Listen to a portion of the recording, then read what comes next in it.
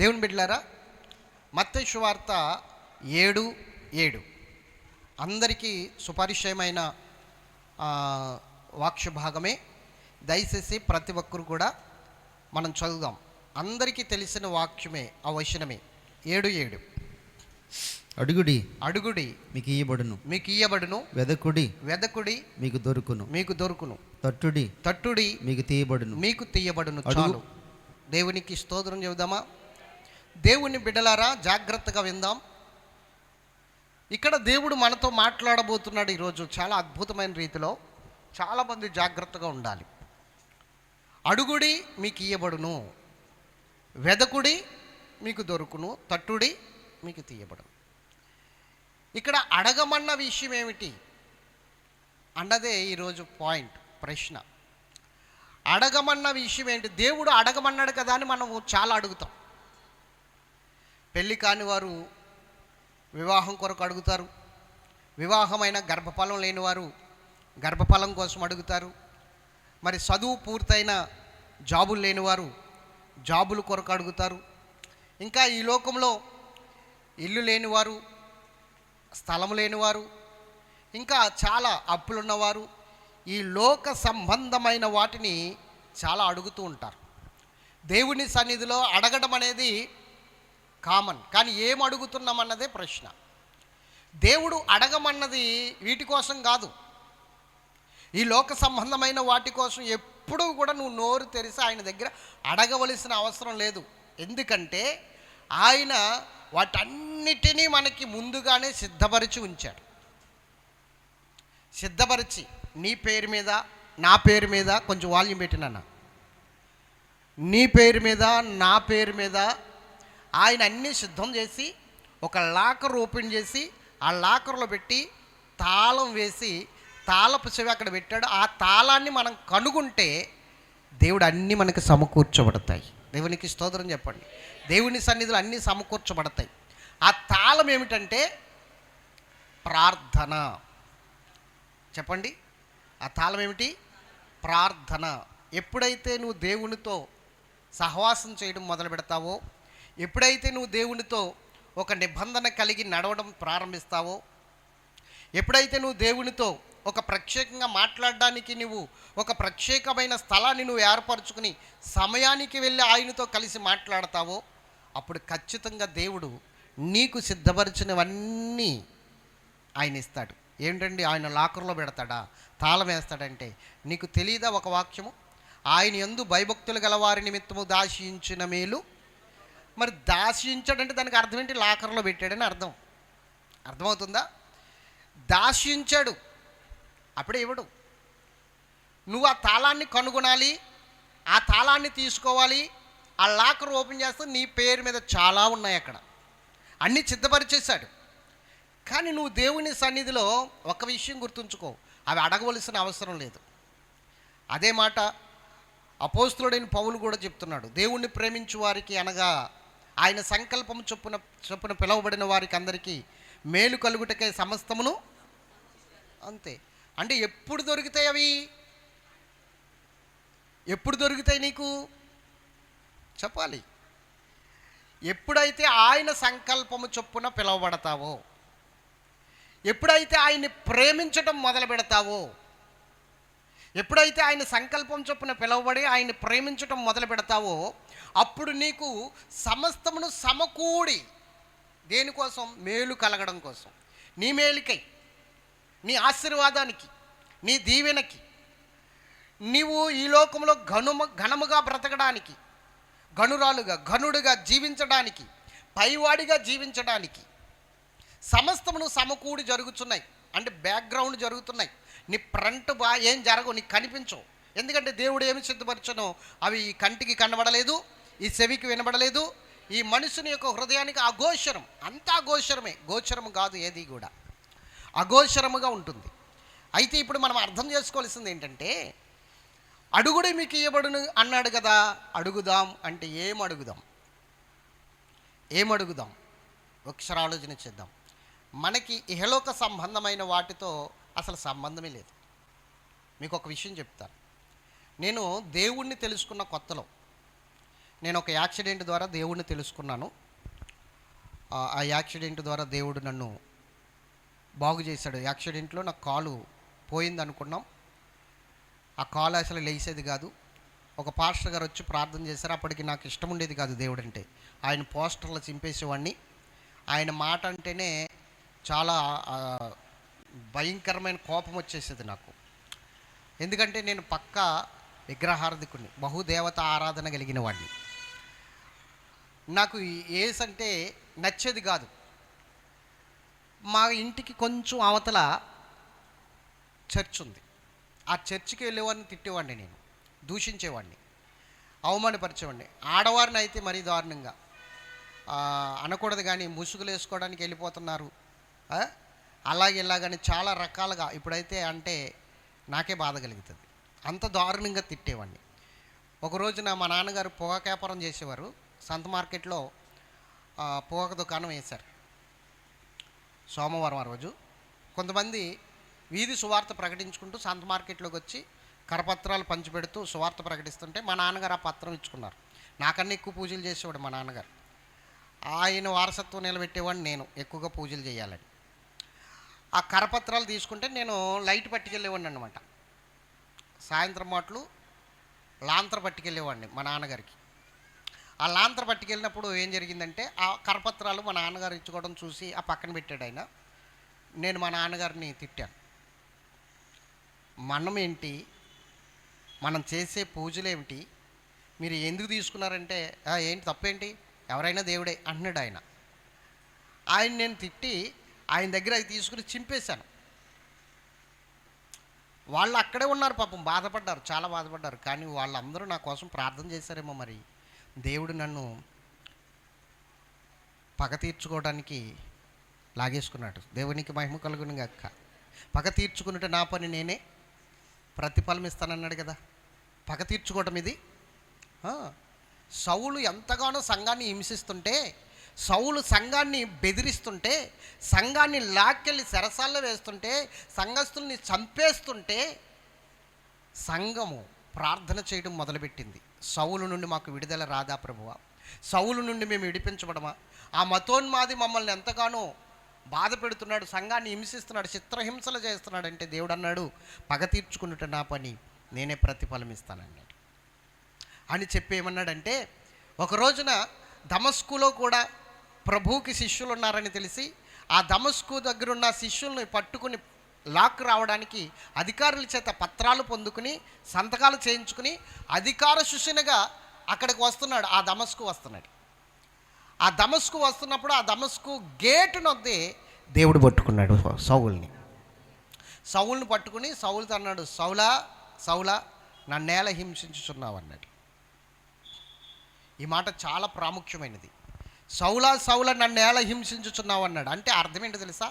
సంఘాన్ని ఎవరైనా వేలు పెట్టి చూపించినా, సంఘాన్ని ఎవరైనా హింసించినా, సంఘస్థుల మీద ఎవరైనా చాడీలు చెప్పినా, సంఘస్థుల్ని ఎవరైనా లేకపోతే ఆరలు పెట్టినా, బయట పారేయాలని చూసినా, అది దేవుణ్ణి హింసించినట్లే, దేవుణ్ణి దూషించినట్లే. గుర్తుంచుకోండి. కొంతమంది ఏం చేస్తారంటే వీళ్ళ మీద వాళ్ళకి, వాళ్ళ మీద వీళ్ళకి సాడీలు చెప్తూ ఉంటారు. అది చాలా ప్రమాదం. దేవుని సన్నిధిలో కీర్తన గ్రంథంలో అద్భుతమైన మాట రాయబడి ఉంది. నీ తల్లి కుమారుల మీదే నీవు నిందలు మోపుచున్నావు కదా, నీ తల్లి గర్భాన్ని పుట్టిన నీ సహోదరుల మీదే నీవు నిందలు వేస్తున్నావు కదా, అలా చేస్తున్నా నేను చూస్తూ ఉంటే నీ వంటి వాడిని అనుకుంటున్నావా? నీ ఎదురుగుండగా విషయాలన్నీ పెట్టి ఒక రోజున నిన్ను చీల్చివేస్తాను, నిన్ను తప్పించువాడెవడును ఉండడన్నాడు. ఈరోజు బాగానే వెళ్ళిపోతుందేమో, ఇక్కడ అక్కడ అక్కడ ఇక్కడ చెప్తుంటే, ఒక రోజున నీ ముందు అవన్నీ పెడతాడు, తీర్పు తీరుస్తాడు, చీల్చివేస్తానంటున్నాడు. ఇవన్నీ కూడా దేవునికి వర్తిస్తున్నాయి. ఆయన్నే బాధ పెడుతున్నావు నువ్వు, ఆయన్నే దూషిస్తున్నావు. ఎందుకంటే సంఘము అంటే ఆయన శరీరం, సంఘానికి ఆయన శిరస్సు. మరి ఆయన శరీరాన్ని బాధ పెడితే ఆయనకి కదా బాధ, ఆయనకి కదా దుఃఖము. సౌలా సౌలా నన్నేలా హింసించుచున్నావు అన్నాడు. ఎవడు ప్రభువా నువ్వు అని అడిగాడు. ఎవరి పేరు చెప్తుంటే రక్తపు వరదలు సృష్టిస్తున్నావో ఆ యేసును నేనే అన్నాడు ఆయన. వెంటనే సౌలు నేలన పడి ఆయన పాదాలు పట్టుకున్నాడు. వెంటనే దేవుడు అన్నాడు, యేసుప్రభు అన్నాడు, లే, ఈనాటి నుండి నిన్ను పౌలుగా మారుస్తున్నాను అన్నాడు.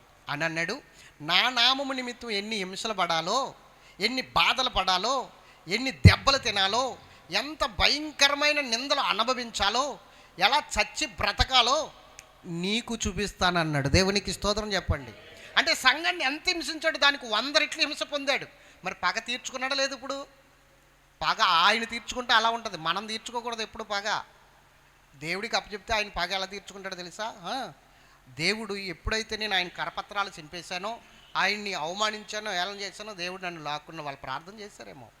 వాళ్ళు ఎదురుగుండగానే చేస్తే మరి ప్రార్థన చేయరా? ప్రభా, ఈ బిడ్డని క్షమించు నాయనా, ఈ బిడ్డని మార్చు ప్రభా అని ప్రార్థన చేయరా? చేస్తారా లేదా? ఈరోజు అలా చేయట్లేదు, తిరగబడుతున్నారు. తిరగబడితే దేవుడు ఏమంటాడు? నువ్వు తిరగబడి నువ్వే కలగ చేసుకుంటే దేవుడు సైడ్ అయిపోతాడు. నువ్వు కలగ చేసుకోకుండా దేవునికి అప్పచెప్పి నువ్వు సైడ్ అయిపోతే ఆయన కలగ చేసుకుంటాడు. ఎవరు కలగ చేసుకుంటే ప్రతిఫలం ఉంటుంది? దేవుడు కలగ చేసుకుంటేనే ప్రతిఫలం ఉంటుంది. మనం కలగ చేసుకుంటే ఏం చేయగలుగుతాం? బూడిదే.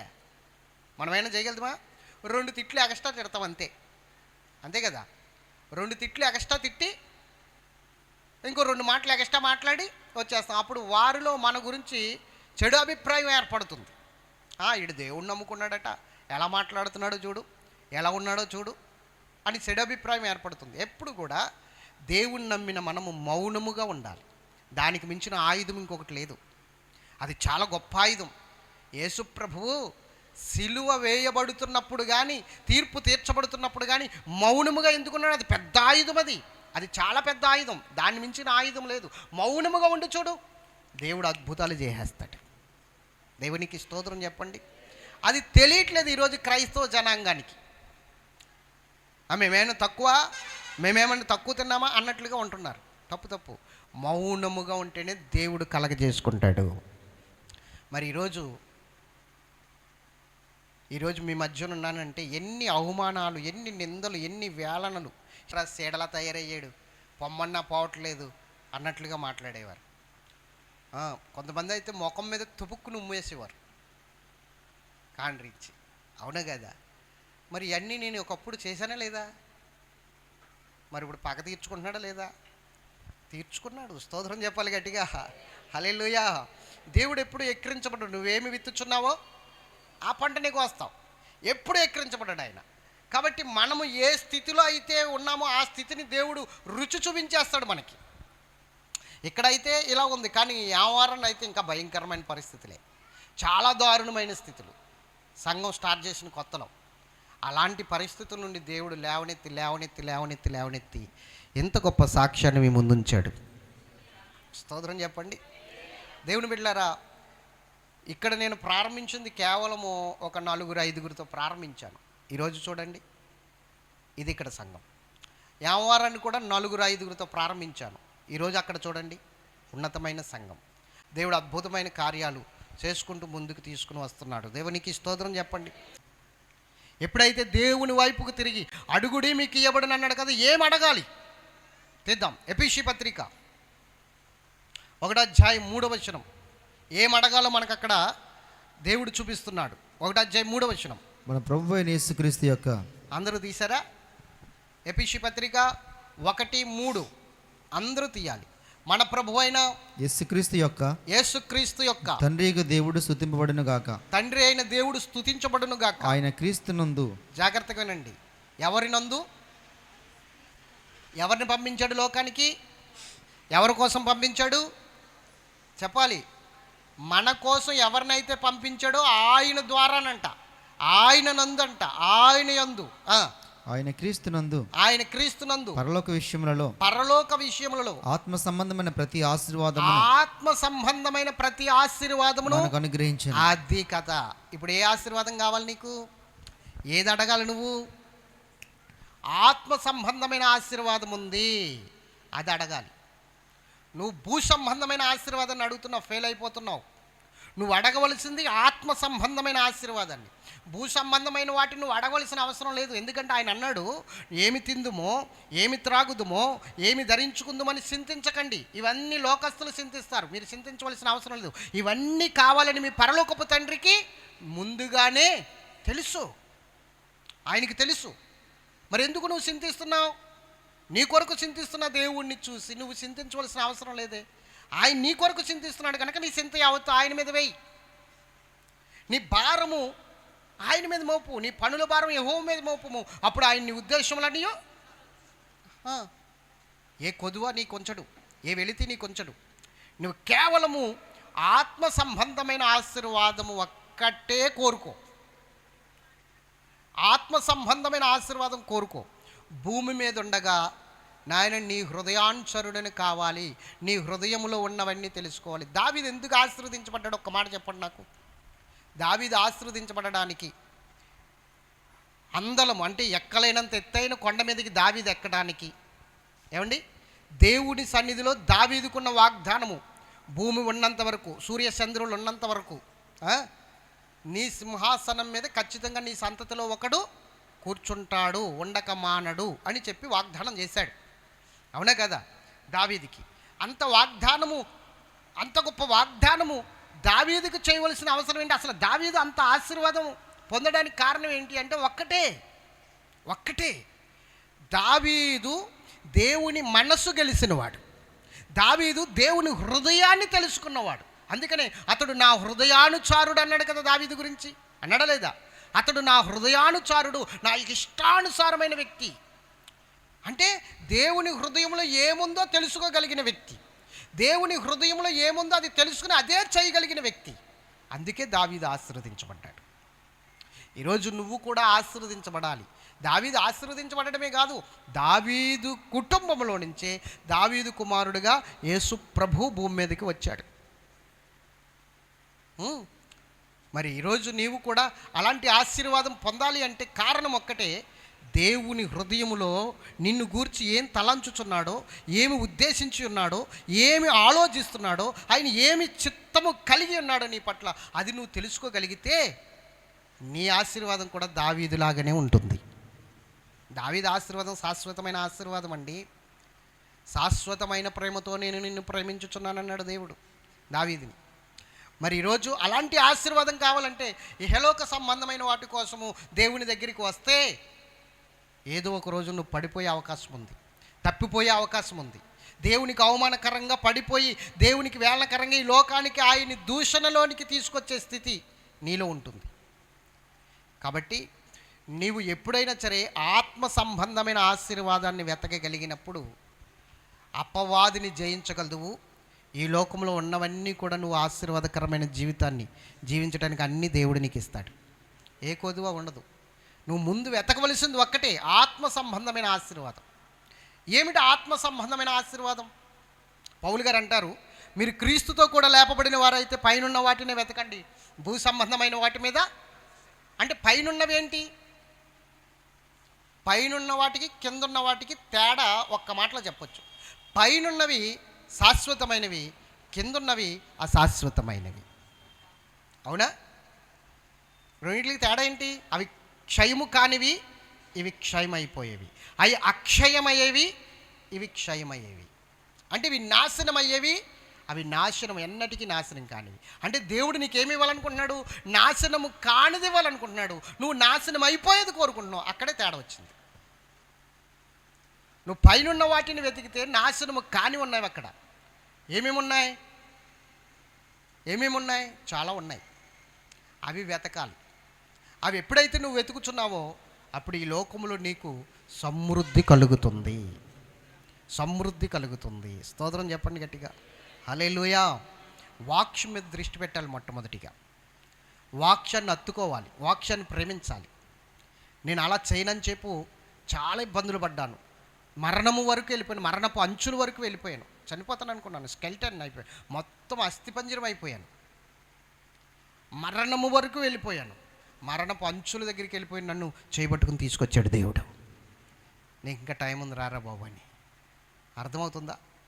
ఈరోజు నువ్వు ఏ స్థితిలో ఉన్నా, ఎలాంటి పరిస్థితుల్లో ఉన్నా, ఎలాంటి అవమానాలు పొందుతున్నా, ఎలాంటి వేదనలు పొందుతున్నా, ఎలాంటి కష్టం అనుభవిస్తున్నా, ఎలాంటి ఆర్థికపరమైన ఒత్తిళ్ళు అనుభవిస్తున్నా, ఎలాంటి అప్పుల వారితో నువ్వు తరమబడుతున్నా, నేను ఈరోజు ఒక్కటి చెప్తున్నాను.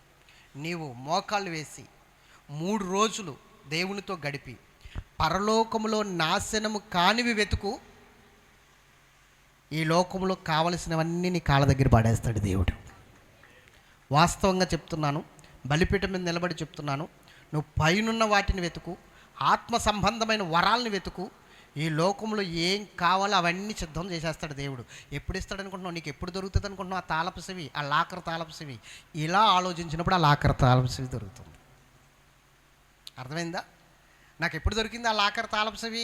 నా కోసం దాచించినవన్నీ ఎప్పుడు దొరికాయి నాకు చెప్పాలి. యెహోవాయందు భయభక్తులు గల వారికి ఆయన దాచించిన మేలు మరి ఎప్పుడు దొరికింది ఆ మేలు? ఆయన దాచించింది ఎప్పుడు పట్టుకున్నాను నేను? ఎప్పుడైతే ఆత్మ సంబంధమైన వాటిని నేను వెతకగలిగానో, వాటి కోసం ప్రయాసపడ్డానో, అప్పుడు దొరికాయి అవన్నీ కూడా. కొదువు లేదు ఇప్పుడు. దేవునికి స్తోత్రం చెప్పండి. నాకు సైకిల్ లేదు, చిన్నప్పటి నుంచి నాకు సైకిల్ కూడా లేదు. పెళ్ళైతే మా మామగారు అన్నాడు సైకిల్ పెడతాను అన్నాడు. పెళ్ళయింది, సైకిల్ పెట్టాడు. ఆయన తొక్కునే సైకిల్ రిమ్ములు మార్పించేసి, మడ్డకర్రీకులు మార్పించేసి, ఆయిలింగ్ చేయించేసి, కొత్త సీట్ వేయించిచ్చాడు. దేవునికి మహిమ కలుగును గాక. కొత్త సైకిల్ కొనుక్కునే స్తోమత కూడా లేదండి నాకు.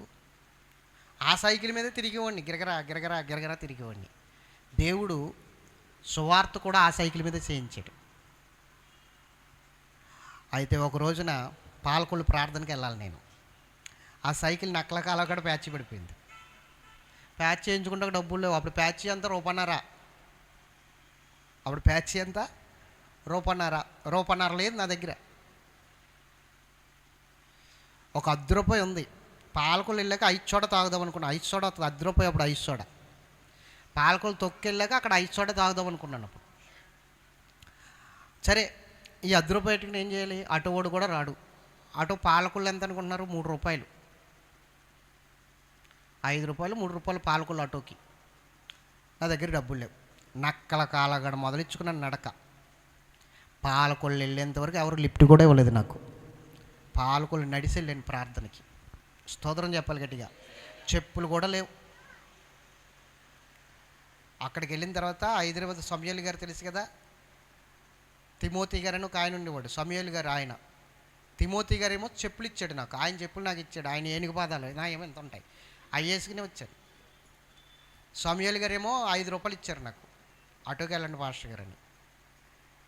నేను లిఫ్ట్కి వచ్చి ₹5లో ₹1.5 ఎట్టి ప్యాచ్ చేయించుకుని మళ్ళీ ఇంటికి వచ్చి ఆ కనమ డబ్బులు ఎట్టి ఆ రోజు నేను గడుపుకోవడానికి దేవుడు కృప చూపించాడు. ₹5 ఒకరు ఇస్తే ఎవరు అనుకుంటున్నారు? హైదరాబాద్ నుంచి సమయాలు గారు వస్తారు కదా ఆయన. అప్పుడు నేను ఆయన ఒక దుక్కుకి వెళ్ళేవాళ్ళం.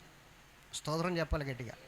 చెప్పాను కదా గడిచిన ఒకసారి ఆయన నేను ఒక దుక్కి వెళ్ళామని. కొన్నాళ్ళ తర్వాత ఒక కట్ అయిపోయింది. మరలా తర్వాత దేవుడు మరలా సమకూర్చాడు. స్తోత్రం చెప్పాలి గట్టిగా. అక్కడ కూడా ఎలా సమకూర్చాడంటే నన్నే తలగా సమకూర్చాడు. నువ్వు గుర్తుంచుకో, ఎప్పుడు కూడా నువ్వు దేవుణ్ణి వెతికి ఆయన ఆశీర్వాదాలు కాకుండా ఆయన ఆత్మవరాలు వెతికినప్పుడు నువ్వెక్కడున్నా తలగానే ఉంటావు. స్తోత్రం చెప్పండి గట్టిగా. నువ్వెక్కడున్నా తలగానే ఉంటావు. యేషేపుని అన్నాడు దేవుడు, నిన్ను హెచ్చిస్తాను, నీ కుటుంబంలో ఉన్నవారికంటే నిన్ను బాగా హెచ్చిస్తాను అన్నాడు. ఎప్పుడు దాన్ని బట్టి ఎప్పుడు ప్రార్థన చేయలేదు మనోడు.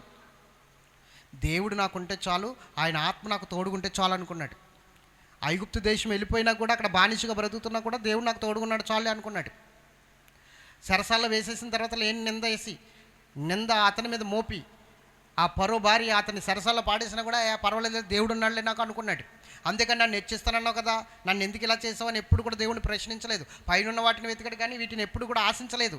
అందుకనే దేవుడు అతన్ని ఐగుప్తు దేశంలో తలగా చేశాడు. కుటుంబానికే తలగా అన్నాడు, కానీ ఐగుప్తు దేశం అంతటికి కూడా అతను తల అయిపోయాడు.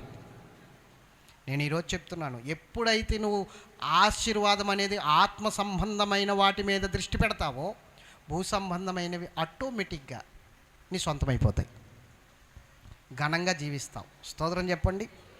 అబ్రహాము, నేను చెప్తున్న దేశానికి వెళ్ళాలి, నేను చెప్తున్న దేశంలో నివసించాలి, నీ స్వజనులను నీ స్వదేశమును విడిచిపెట్టి వచ్చేయి అన్నాడు. ఓకే ప్రభు అని చెప్పాడు. ఎక్కడికి వెళ్ళాలో తెలియదు, ఏం చెయ్యాలో తెలియదు. సూట్ కేసు సర్దేసుకున్నాడు. భార్యతో చెప్పాడు, భార్యను తీసుకున్నాడు. తమ్ముడు కుమారుడు వస్తానన్నాడు. సరే రమ్మన్నాడు, తీసుకుని వచ్చేసాడు. వచ్చేసిన తర్వాత ఏం చేశాడు? దేవుడు వదిలిపెట్టేశాడా? నీ ద్వారా నేను ఒక జనాంగాన్ని రప్పించబోతున్నాను, నీ ద్వారా ఒక జనాంగానికి నేను జన్మనివ్వబోతున్నాను, ఆ జనాంగంలో నుంచి నేను ఒక మూల పురుషుణ్ణి రప్పించబోతున్నాను. ఇవన్నీ చెప్పి వాటి మీద దృష్టి పెట్టమన్నాడు. వాటి మీద దృష్టి పెట్టాడు. ఆ దేశంలో మహారాజులా మారిపోయాడు. అవునే కదా. శారా చనిపోయినప్పుడు సమాధి స్థలం కోసం, శ్మశాన స్థలం కోసం అక్కడ దగ్గరికి వెళ్ళి, ఈ స్థలం నాకు అమ్ముతావు అంటే, బాబు నువ్వు మా దేశంలో మహారాజులా ఉన్నావు, అమ్మటం ఏంటి, ఊరికినే తీసేసుకో అన్నాడు. ఊరికినే నాకు వద్దు, నాకు డబ్బులకే కావాలా, క్రయధనం ఇచ్చి నేను కొనుక్కుంటా, నాకు ఇయ్యి అన్నాడు. అంటే ఎలా ఉన్నాడు ఇప్పుడు? కట్టుబట్టలతో వచ్చిన వాడు మహారాజులా మారిపోయాడట. అంటే నువ్వు ఎప్పుడైతే దేవుని మాట మీద దృష్టి పెట్టి దేవుడు చెప్పిన దాని ప్రకారంగా నడుస్తావో, ఆశీర్వదించడం దేవుని వంతు, నిన్ను ఫలింపజేయడం దేవుని వంతు, నిన్ను నిలబెట్టడం దేవుని వంతు, నిన్ను ఏ స్థితిలో ఉంచాలో అది దేవుడు చూసుకుంటాడు, ఎలా ఉంచాలో ఆయన దేవుడు చూసుకుంటాడు. ఎవరికండి లోటు దేవుడు గనక తోడుగా ఉంటే. అంటారు కదా మనోళ్ళు, వడ్డించేవాడు మనోడైతే నువ్వు ఎక్కడ కూర్చున్నా కదా, నువ్వు ఎక్కడ కూర్చున్నా పర్వాలేదు. నేను ఆ మూల కూర్చున్నాను అనుకోండి, అందరూ వడ్డిస్తున్నారు, పాస్టర్ గారు మీరు ఇక్కడ కూర్చున్నారా అని రెండేతడు బూర్లు. అవునా కదా. మనోడు మన మూల కూర్చున్నా పర్లేదు, వడ్డించేవాడు మనోడు కదా. మరి ఐగుప్తు దేశం వెళ్ళిపోయిన యోసేపు మూలన పడ్డవాడే కదా. మరి ఆయన పక్కన ఎవరున్నారు? దేవుడే మనోడైతే, దేవుడు మన పక్షముగా ఉండగా మనకి విరోధి ఎవడు చెప్పండి? ఏ ఆయుధము నీకు విరోధముగా రూపించబడదో వర్ధిల్లదు. ఒకవేళ ఏ ఆయుధమైన నీకు విరోధముగా రూపించబడినా అది వర్ధిల్లదు, అక్కడే నాశనం అయిపోతుంది. ఎందుకంటే ఆయన మన పక్షముగానున్నాడు. వడ్డించేవాడు మన పక్షంగా ఉండగా మనకు లోటు ఏంటండి? ఎక్కడ కూర్చున్నా వస్తుంది, లేదంటే క్యారేజ్ అయినా వస్తుంది. అవునే కదా. అయ్యో పాస్టర్ గారు ఇవాళ మన ఇంట్లో భోజనం చేయలేదు, ఫాస్టింగ్ అంట, సాయంత్రం తింటారంట, క్యారేజీ పెట్టించేద్దాం, అక్కడ తింటా అంతే తింటాను, క్యారేజీ అయితే ఇద్దరు తినొచ్చు ఇంటికాడ. అలాగని ఎప్పుడు క్యారేజ్ అట్టుకెళ్ళినమ్మో జాగ్రత్త, దేవుని స్తోత్రం చెప్పాలి. అంటే అర్థం చెప్తున్నాను, మీకు అర్థమయ్యేటట్లు చెప్తున్నాను. ఏంటంటే వడ్డించేవారు మనవారైతే అలా ఉంటుంది. దేవుని సన్నిధిలో ఆయన మనసు గెలిస్తే, ఆయన ఆలోచనలు గెలిస్తే, ఆయన హృదయం గెలిస్తే లోటేముందండి? లోటేముంది చెప్పండి? నేను ఒక వ్యక్తిని ప్రేమిస్తున్నాను అనుకోండి, నా మనసుని గెలుచుకున్నాడు అనుకోండి, అతనికి కానీ కొదువు రానిస్తానా, కష్టం రానిస్తానా, ఇబ్బంది రానిస్తానా? ఎందుకంటే అతడంటే నాకు ఇష్టం అంతే. అలాగే దేవుడికి నేనంటే ఇష్టం అనుకోండి, నాకు కష్టం రానిస్తాడా? దేవుడికి నువ్వంటే ఇష్టం అనుకోండి, నీకు కష్టం రానిస్తాడా? ఎలాంటి పరిస్థితుల్లో అయినా సరే సరిచేసి చక్క చేసి సమభూమి గల ప్రదేశంలో నిన్ను నడిపిస్తాడు. ఎత్తు పొలాలు కూడా ఉండవు, అంత సమభూమే, అంత ఆశీర్వాదము దేవుడు నీకు ఇవ్వాలనుకుంటున్నాడు. మరి నువ్వేం వెతకాలి ఇప్పుడు చెప్పండి? అడుగుడి మీకు ఇవ్వబడును ప్రభువాహ. ఇల్లు లేదు నాయన, ఎప్పటి నుంచో ఏసా రావట్లేదు నాయన, ఏసా చేస్తుంటే టిక్కెట్కి డబ్బులు తీయట్లేదు నాయన. అడగాల్సినవి ఏమడగల? ప్రభు నాకు ఇక్కడ ఇల్లు లేకపోయినా అక్కడ నాకు బంగారపు రోడ్లు వీధుల్లో నాకు ఒక అద్భుతమైన ఇల్లు కట్టావు, నీకు స్తోత్రం. అది పైన వాటిని ఎదగడం అంటే అర్థమవుతుందా? ఎంత అద్భుతమైన ఇల్లు కట్టావు. ఎలాంటి ఇల్లు ఎక్కువ దేవునికి స్తోత్రం చెప్పాలా? ఎలాంటి ఇల్లు కట్టాలా? ఇక్కడున్న ఇల్లా? నువ్వు ఎన్ని ముగ్గులెట్టినా ఆ ఇల్లు ఒక రోజున భూమి కొంచెం వణికింది అనుకో, ఎన్ని ఇల్లు కూలిపోలేదు మొన్న, ఎన్ని బిల్డింగ్లు పడిపోలా కదా. ఎన్ని ముగ్గులు పెట్టి ఎంత అందంగా నువ్వు కట్టినా ఆ ఇంటి మీద తెచ్చిన రుణం తీరలేదనుకో, వేసిపోతాడు. అవునే కదా. అందుకని నువ్వేం చేయాలంటే, ప్రభా నాకు ఇక్కడ ఇల్లు లేకపోయినా పర్వాలేదు, నాకు ఇక్కడ ఏం లేకపోయినా పర్వాలేదు, నాకు అక్కడ ఉంది. నాకై నా యేసు కట్టెను సుందరము బంగారిల్లు, కన్నీరును కలతలు లేవు, యుగ యుగములు పరమానందం. కన్నీరును కలతలు లేవు, యుగ యుగములు పరమానందం.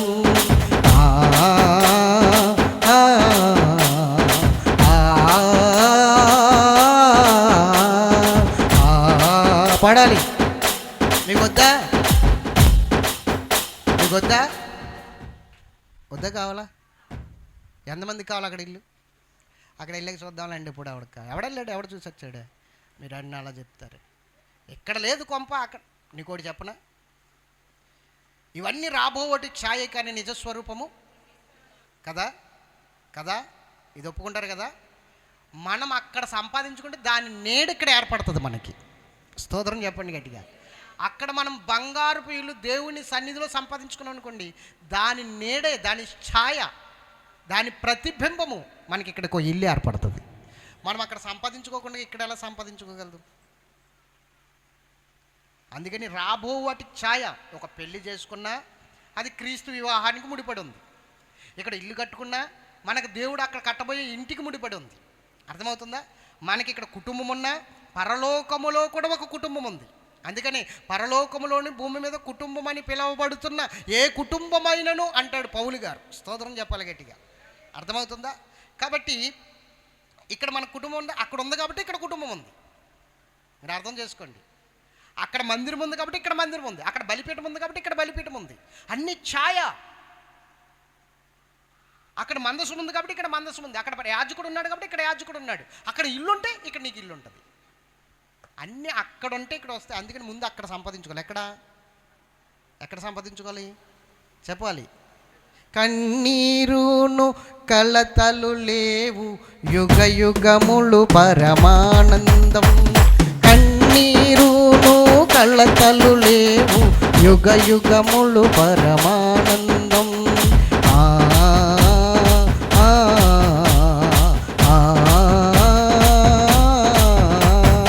నాకైనా యేసు కట్టెను సుందరము బంగారిల్లు. కన్నీరును కలతలు లేవు, యుగ యుగములు. సూర్య చంద్రులుండారు, రాత్రి పగలు ఉండదు. ఎవరుండరు? సూర్య చంద్రుడు ఉండడు, రాత్రి. ప్రభువే నిత్యము ప్రకాశించు తేజోమయమైన వెలుగుగా ఉంటాడట. అంత గొప్ప సుందరమైన నగరాన్ని మనం మిస్ చేసుకుంటామా చెప్పండి? అది ఎప్పుడైతే మనం దాని మీద దృష్టి పెట్టి వాటిని ఆశిస్తామో అవన్నీ అక్కడ సమకూర్చుకున్నవన్నీ ఇక్కడ సాయిగా అన్నీ ఏర్పడిపోతాయి అన్నమాట. అందుకు ముందు అక్కడ సంపాదించుకోవాలి. ఎంతమందికి అర్థమైంది చెప్పండి? ఏమడగాలి ఇప్పుడు? ఏమడగాలి చెప్పండి? ప్రభు అప్పులు తీర్చు, అప్పులు తీర్చు, అప్పులు తీర్చండి. ఇంకా అప్పులు పోలైపోతాం. తీరవు. నేను అలాగే అడిగిపోయిన ఒకప్పుడు తీరలా. కానీ తర్వాత దేవుడి నామలో ₹1,00,000 అప్పు చేశాను. ₹1, ₹2, లక్ష, 2 లక్షలు కదా, అంతా ₹1,00,000 అప్పు చేశాను. ₹1,00,000 అప్పు. నేను అడగల, అప్పు తీర్చు ప్రభు అని ఎప్పుడూ అడగల. సంవత్సరం తీరకుండా ₹1,00,000 అప్పు తీరిపోయింది. అంతే మరి. దేవుని సన్నిధిలో వెతకవలసినవి వెతికితే జరగవలసినవి జరిగిస్తాడు. ఒక రోజున యెహోషువ యుద్ధ భూమిలో నిలబడ్డాడు. దూషణ కత్తి చేత పట్టుకుని ఒక దేవదూత అక్కడ నిలబడ్డాడు. వెంటనే యుద్ధ భూమిలో నిలబడిన యెహోషువ మోకాళ్ళు వేసి సాష్టాంగపడి, ప్రభువా మా పక్షముగా వచ్చావా, మాకు విరోధుల పక్షంగా వచ్చావా అని అడిగాడు యెహోషువ. అప్పుడు వెంటనే ఆ కత్తి చేత పట్టుకున్న ఆయన అన్నాడు, నేను మీ పక్షంగానూ రాలేదు, వాళ్ళ పక్షంగానూ రాలేదు, సైన్యాధిపతిగా వచ్చాను అన్నాడు. స్తోత్రం చెప్పండి గట్టిగా. అంటే అర్థం ఏమిటి? నేను మీ పక్షంగానూ రాలేదు, వాళ్ళ పక్షంగానూ రాలేదు. ఎవరైతే యెహోవా సైన్యంలో జాయిన్ అయ్యారో, ఎవరైతే యెహోవా పక్షంగా నిలబడ్డారో, యెహోవా పక్షంగా ఎవరైతే యుద్ధాలు చేస్తారో వాళ్ళ పక్షంగా యుద్ధం చేయడానికి వచ్చాను అన్నాడు. అర్థమైందా? నువ్వు ఎప్పుడైతే యెహోవా పక్షంగా నిలబడతావో అప్పుడు నీ పక్షంగా యుద్ధం చేసేవాడు వస్తాడు భూమి మీదకి. దేవుని పక్షంగా నిలబడు, పైనున్న వాటిని వెతుకు. నీ కోసము దేవదూతలే దిగి రాబోతున్నారు బహుమానాలు పట్టుకొని. ఆమేన్ చెప్పాలి గట్టిగా. ప్రార్థన చేసుకుందామా? ఎంతమందికి అర్థమైంది చెప్పండి? అర్థమైన వారు గట్టిగా స్తోత్రం చెప్పాలి. నిజంగా అర్థమైందా? రైట్.